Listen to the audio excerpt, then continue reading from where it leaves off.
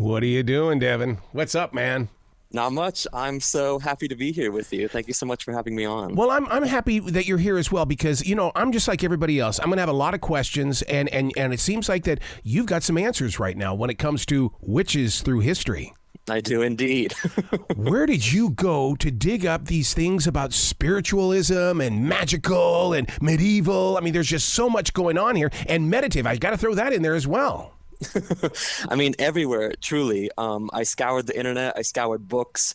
Mostly, I referred to a lot of really old records from actual witch trials and witch accusations. There's actually a lot of them available online on different online archives, which is really helpful. And they're actually listed in the back of the book. But it was really interesting to actually delve back into the history of all these things and see the way people were living and the things that they believed back then and sort of bring it into a more modern perspective.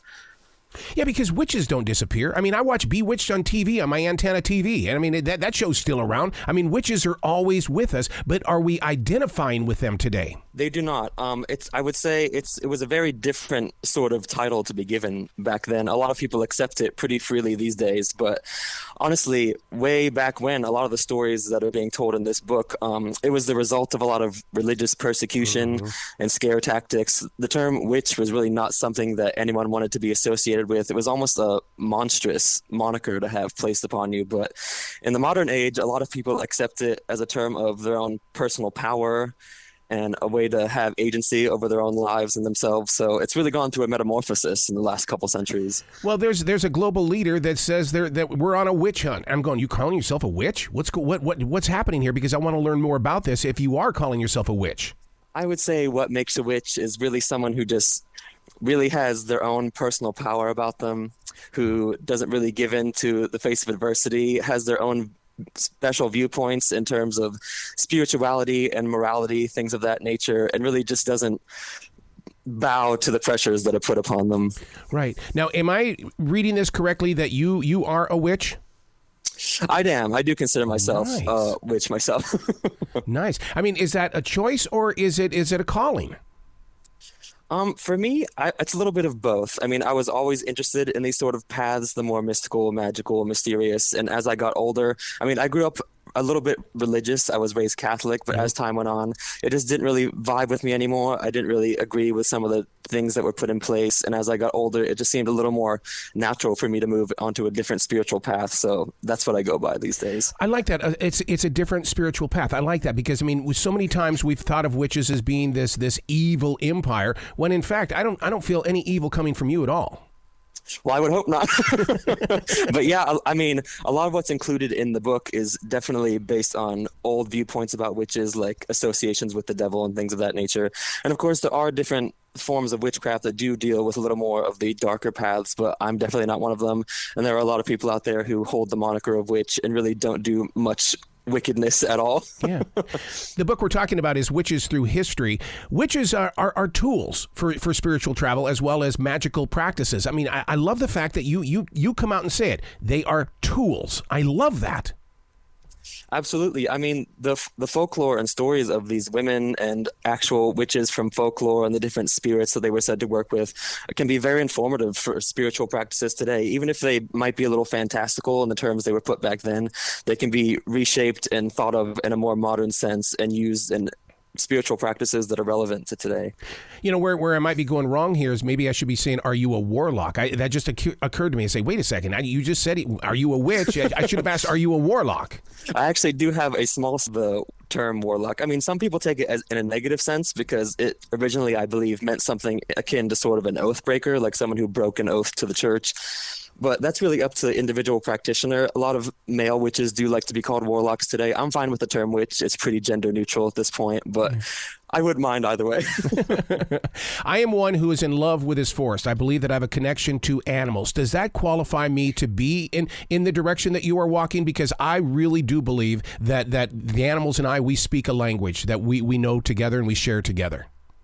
I honestly feel the same way a lot of the time. One of my favorite sections in the book is actually the section on familiars, the little like animalistic spirit helpers that witches were said to have. I have a really cool connection to birds a lot of the time. Yep. I'm always out searching for them. Ever since I started my actual like witchcraft practices, I've had a lot of strange interactions with hawks, and they appear frequently outside the house. So that's been a really cool portion of my spiritual path that I've been walking. But I'd say, yeah, if you're someone that's spiritually interested in animals or nature, it's definitely a big portion of witchcraft and different magical practices that you can sort of dip a toe into. Especially when you go in there and you start reading like the book Animal Speak from Ted Andrews and stuff, and you start realizing that the animals are really here to enjoy their patterns, but they also want to share with the human being. We just have to receive it.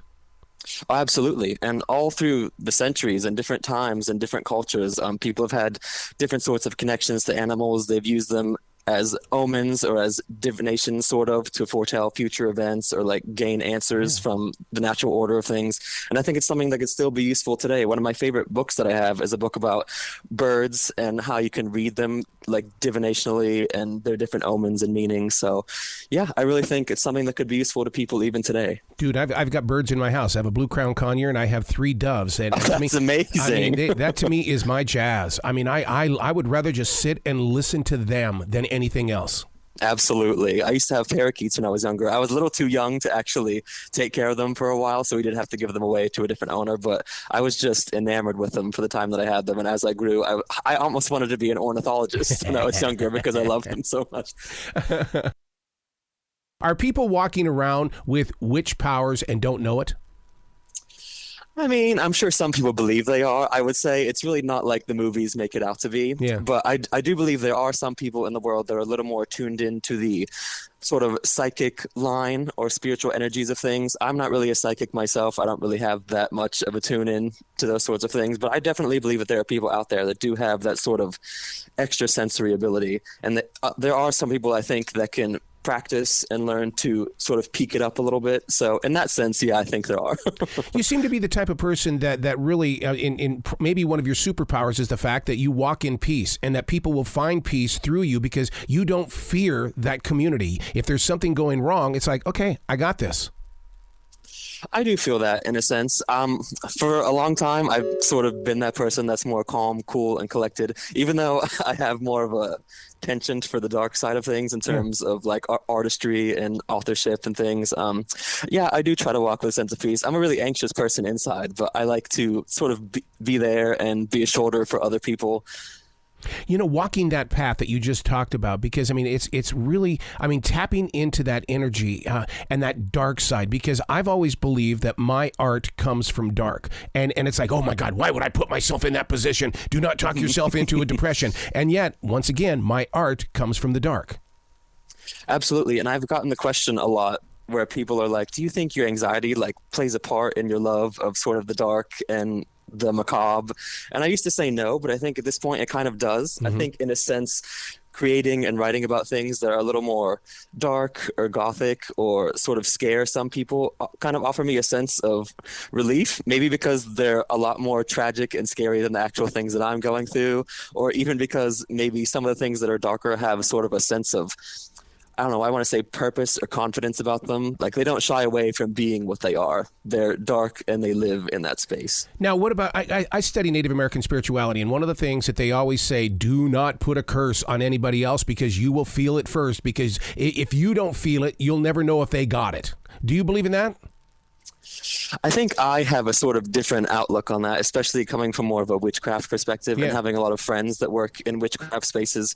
In terms of witchcraft, I think that curses and hexes are a way for people to have more personal agency and control over situations. And I don't think a lot of people are sort of dialed into the, if you give it out, it will come back to you. Some people do believe in the sort of like threefold law, where if you place wickedness or curses on people, it will come back to you threefold, but I don't really ascribe to that sort of thinking. I don't do a lot of cursing myself because I'm a generally happy person, but I know a lot of people who do. Yeah, my curse is I wish you happiness. Exactly. I felt it, man, so everybody's going to be happy now. Kill them with kindness. That's right. So then what is your lifestyle like in the way? Do you gather in groups? Or is this a solo project? What happens? Mine is a very solo practice. Yeah. I'm mostly I have a little setup in my office, actually. It's just a desk that I have some different statues on. I leave candles and little votive offerings to different spirits or ancestors, things of that nature. I know a lot of people do like to gather in sorts of covens. It's especially a Wiccan practice, is gathering in a coven. But a lot of the people that I'm connected with, especially on social media, are more individual practitioners, and they have their own little shops and practices that they might offer to people, whether it be tarot readings or curses or sort of curse breakings, things of that nature. I don't actually do any witchcraft practices for money. I'm mostly just an author and an artist, but witchcraft and magic does fuel a lot of my artistry, so that's the way that I use it. Dude, if you were in this studio right now, you might go, whoa, I'm either a freak or I'm part of your team, because I mean, I have turtle shells in here. I have the ashes of all 9 of my rescued dogs. My mother, my brother's ashes are in here. I mean, there are so many spiritual things in here that, I mean, I even have a Native American coup stick. And I mean, it's like, am I looking at myself by talking to you? I am a very big fan of collecting, like, sort of, I don't want to say odd, but like little magical sorts of trinkets. I'm a big fan of like portable magic, especially. I love blessing jewelry or getting certain little pendants or amulets to wear for certain occasions. It's one of my favorite things ever. So now, in putting the book together, what was that journey like? Because I mean, you had to step into that zone to share the history. Did you feel somebody tapping on your shoulder saying, be careful, be careful? I mean, a little bit, yeah. There was a lot of really not wanting to be offensive about any of these things. I wanted to take the history and the folklore and some of these tragic, a lot of them are very tragic stories, and sort of try and make it entertaining but very informative at the same time. Those are the kinds of things that I like to read and be a part of. So that's why I was really enjoying trying to get to illustrate some of these women and the different spirits, but also try and give them a sense of reverence at the same time. Man, I want to hear you do a podcast with every bit that you put into this book, because I swear to listen to your passion and your drive, the pitch, volume, and tone. I would love to. I just think that readers would really dig something like that from you.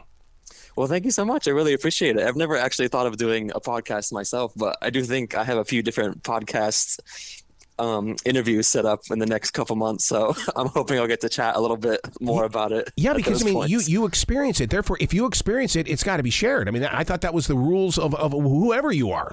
I mean, absolutely. And I'm hoping people will get a sense of that whenever they read the book as well, that although I'm telling stories about a lot of different people from history, there's a lot of my personal passion and practice within this book as well. Yeah, because now I can go back into the book, now that I know what your voice sounds like, what your passion is, what your drive, what your purpose is. I'm going to read it totally different. I'm a completely different person because of this conversation.